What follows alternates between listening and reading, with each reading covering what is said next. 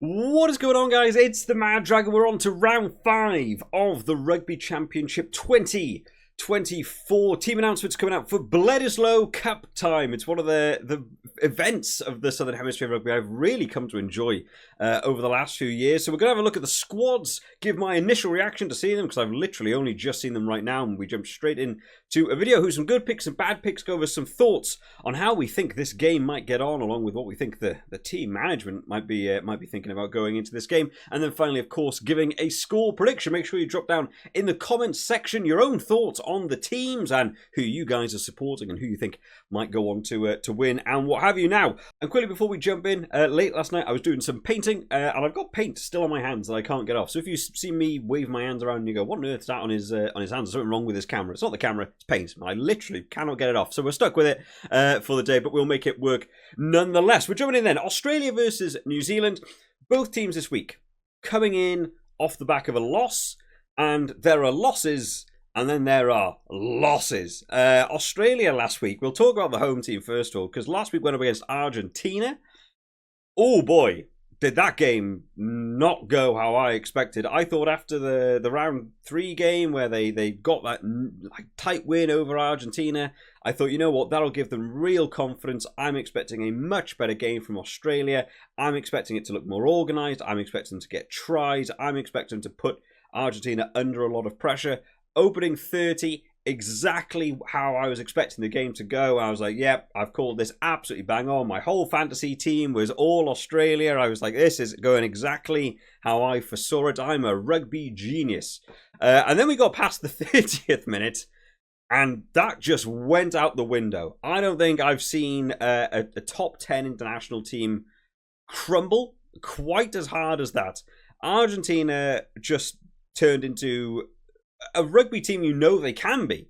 We've seen it in other games where they just launch these backs on strike runs and they just start carving teams apart. They don't seem to be able to deal with the pressure. But when they do that, it's normally against, teams outside of the top 10 and they really begin to punish them. Australia just gave in and just laid down and let it happen. They conceded, I can't remember what it was, like 57 points in a row. So it was just massive. It was catastrophic. I saw an interview afterwards with Joe Schmidt, and he said, I've never in my career ever seen this happen. I was like, well, yeah, there's not a lot you can do with that. So looking for changes this week. I don't know how they're going to bounce back from that mentally, but they have made some changes to the team, and some that I really want to talk about. So starting off in this front row, Angus Bell, Fessler, and Taniela Tupou going in once again. Now, Angus Bell and Taniela Tupou were doing awesome in that opening 30, even up to 40. I think they were still playing really, really well. The scrums looked pretty solid for them. I thought the ball carrying was really good. They both went off for the second half. They looked like they had more in the tank. And we had James Slipper and Alan Alatoa came on, and it all went to hell. The scrums just fell apart. There were penalties left, right, and centre for James Slipper, just diving off your feet at the ruck, not rolling away. I don't know what happened there to take off that front row that was working so well. I'd have kept them on for 50, 55 minutes and then maybe brought the replacements on. I really hope those boys get more game time this week because I thought they were so much more impressive starting that one out. In the lock department, Nick Frost going in alongside Jeremy Williams.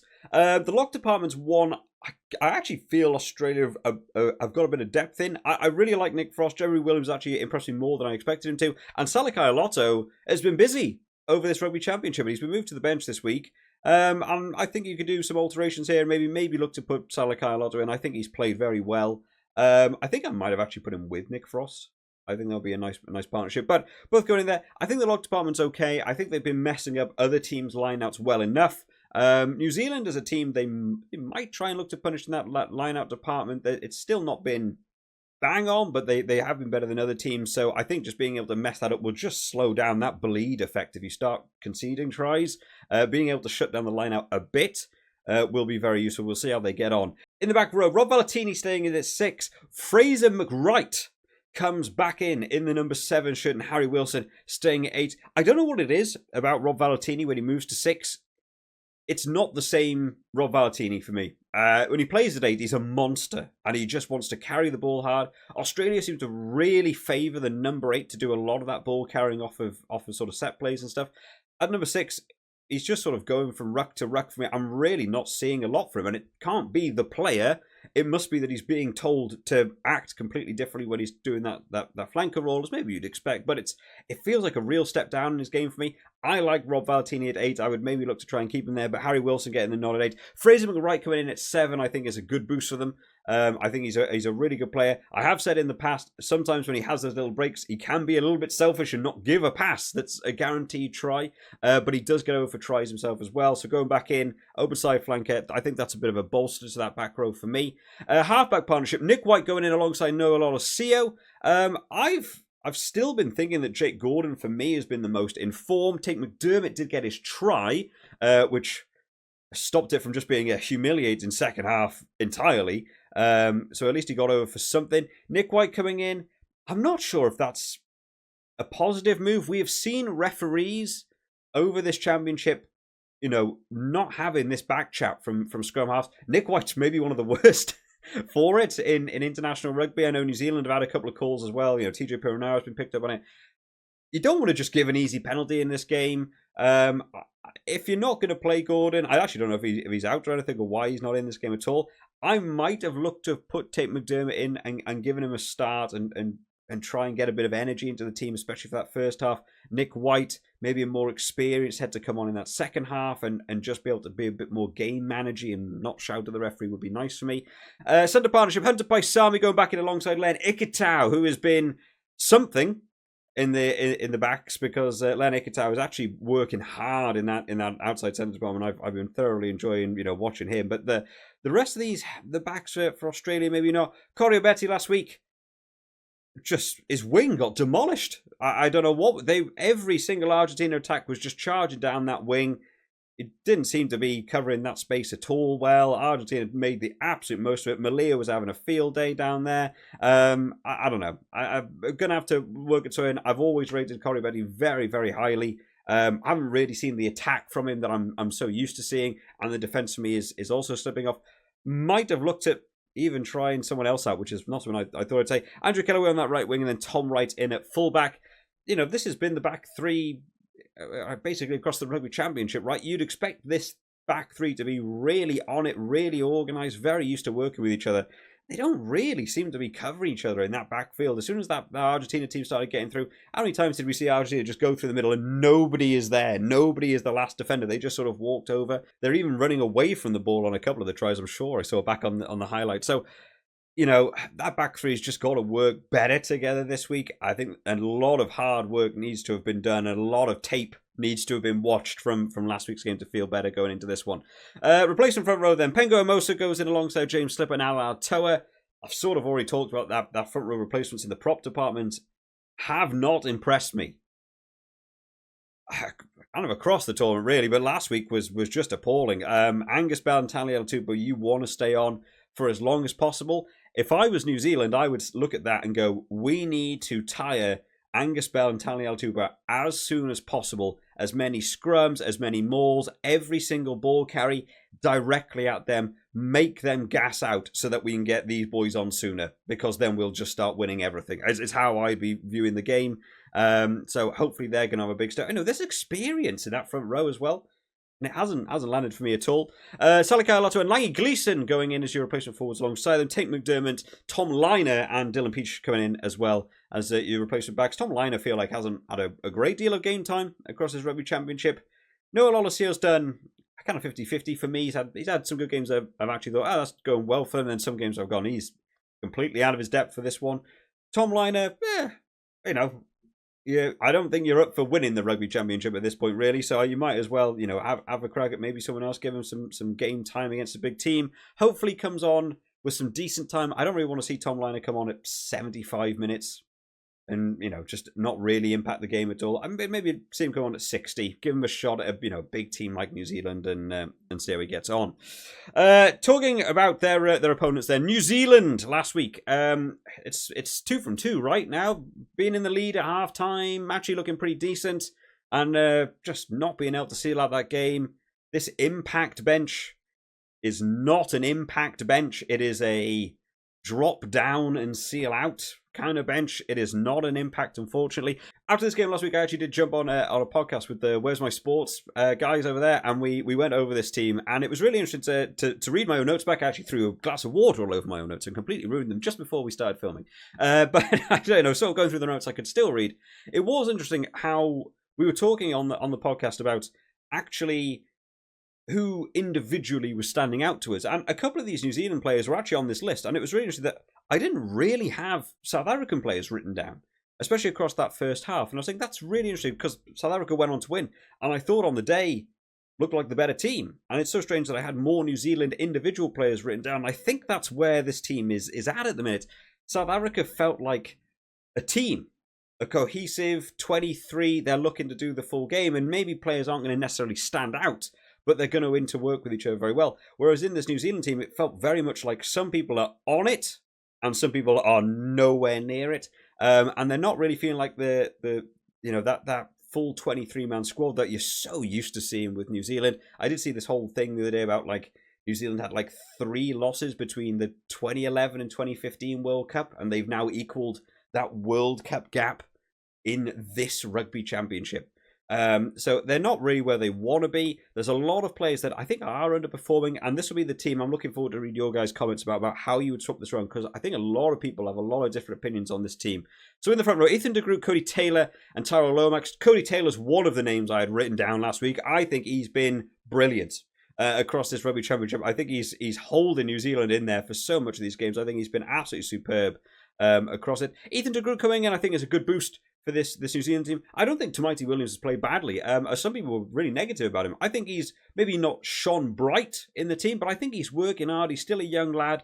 Getting that experience across the Rugby Championship is going to be good for him. Ethan de Groot going to come in. Maybe he's technically better as well. So I think that's a bit of a boost from that front row. And I think they'll probably need it against that Australia starting front row where scrimmaging is going to be probably a bit more even. But that second half, Tamaiti Williams, good about power. Going on that second half, I think will be useful. Lock department, Scott Barrett going back in alongside Tupo Vai, who, in all honesty, for everything that I've said positive about Scott Barrett in the past, I think Tupo Vai's been outplaying him. I think he's looked better in that lock department for me. So I'm glad to see that he's going to be staying in there.